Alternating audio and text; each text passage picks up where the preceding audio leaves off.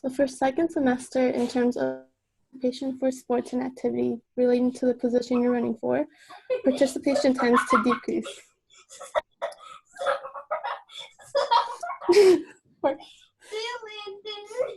Sorry, that's my little brother. How will you or how can you change the recurring patterns of members falling out and being less active, as in fall semester? I'm sorry, can you repeat the question?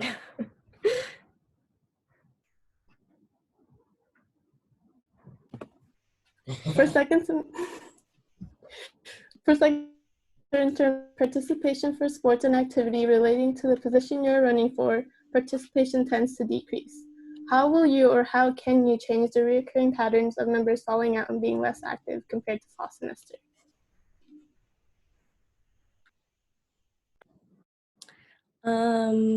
One thing I think that is really important is to set a good example as an e-board member.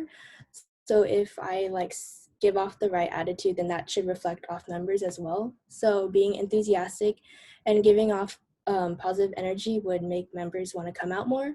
So things like going to almost, or if not every event, and not being late to GBM, and also just being excited in general for events should keep members active. And so creating that kind of atmosphere along with other e-board members would also help to keep up member participation. And I think another way to keep member retention is to ask for their opinion. It's important that we ask members what changes they want to see in the club, because maybe they're not coming out as much anymore because they're not satisfied. So we should be open to ask them what would make them happy and what can we do to keep them being active. We have to show them that we care about why they joined Samahan in the first place. And then maybe another thing we could do is to promote member of the month or member of the semester. We should let them know that there are rewards and good consequences for staying active and being dedicated to club, showing them that we value their time and their effort. For my second question, so for last year's FG, I know that Fullerton changed a few rules to emphasize more on culture. Like, for example, during roll call, it was a requirement to add something relating to the Filipino culture within the 1 minute that was given to us.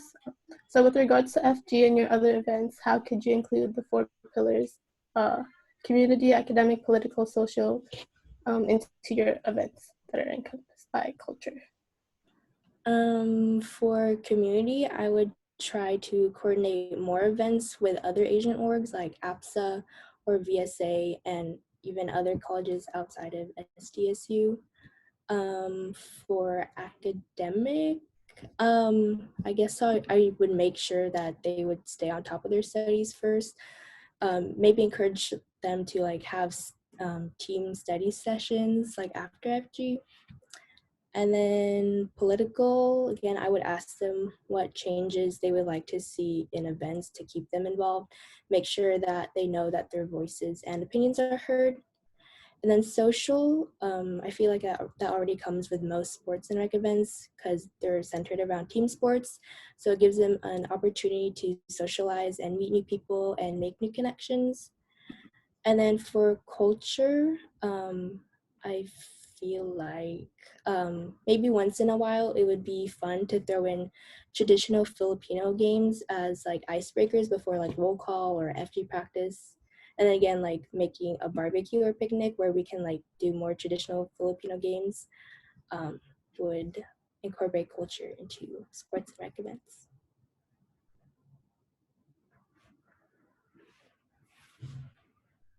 Okay, for your audience question, friendship games tends to land around midterm season.